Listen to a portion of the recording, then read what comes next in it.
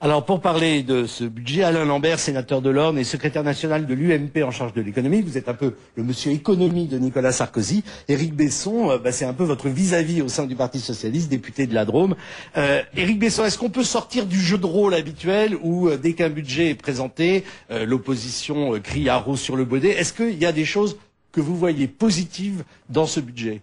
Vous avez raison, c'est difficile de sortir du jeu de rôle. C'est pour ça que ce matin, nous avons demandé, le Parti socialiste a demandé, que soit mené un audit des finances publiques avant l'élection présidentielle.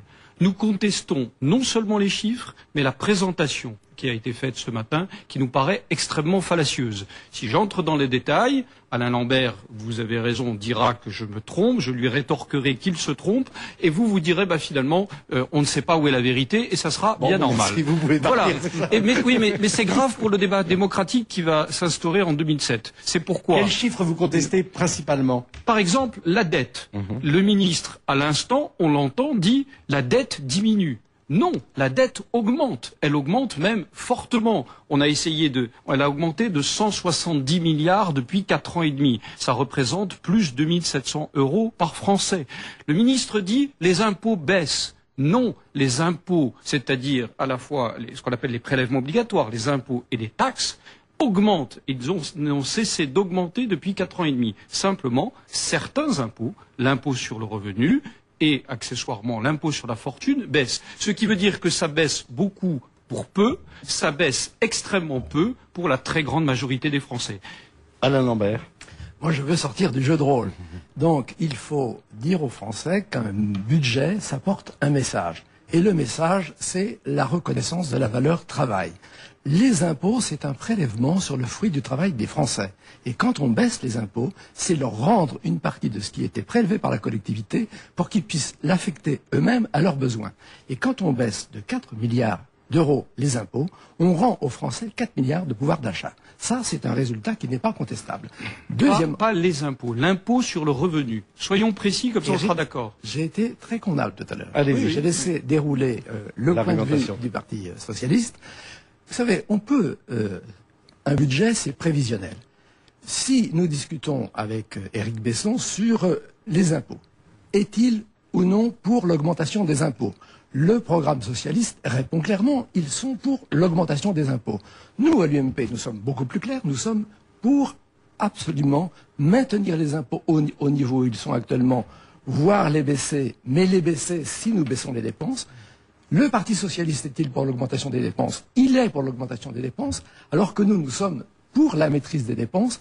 Et je trouve que le grand progrès accompli par le présent gouvernement est précisément d'avoir su maîtriser les dépenses, arriver pour la première fois en 25 ans à réduire les dépenses en volume, ça ne s'était jamais fait. Alors, est-ce qu'il y a un point sur lequel je peux essayer de vous mettre d'accord? C'est la forte revalorisation de la prime pour l'emploi, étant donné que c'était une mesure qui avait été, si mes souvenirs sont bons, initiée par le gouvernement Jospin, et que le gouvernement, visiblement, entérine. Est-ce que là-dessus, vous prenez acte? Je vous réponds tout de suite. Est-ce que le sénateur Lambert, qui a été ministre et qui joue un rôle au sein de l'UMP, peut répondre clairement à la question: seriez-vous d'accord pour que des experts indépendants procèdent à un audit et disent qui a raison entre les chiffres que donne le Parti socialiste et ceux que donne l'UMP? Est-ce que ça vous poserait un problème qu'on mette tout ça sur la table et que des experts tranchent sur la question qui nous oppose de savoir si la dette augmente ou diminue, si les impôts ont augmenté ou diminué, etc.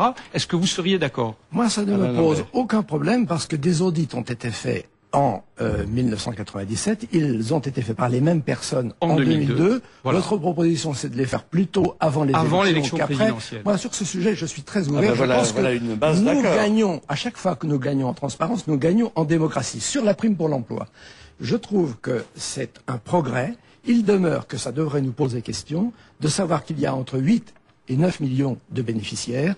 Et je pense qu'il faut qu'on la retrouve sur la feuille de paie.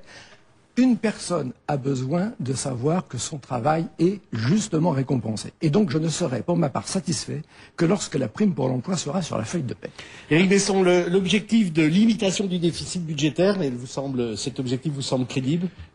Pas sur ce budget, de toute évidence, pas comme ça l'a été depuis 4 ans. Sur l'avenir, disons quelque chose de simple. Ce qui est dépenses structurelles de l'État ne doit pas être couvert par du déficit. Un déficit, c'est pas l'horreur en soi, si ça permet de couvrir des dépenses d'investissement, d'infrastructure, d'éducation. Mais si c'est pour payer les fins de mois, ce qui se passe depuis 4 ans, c'est une très mauvaise chose. Depuis 25 ans.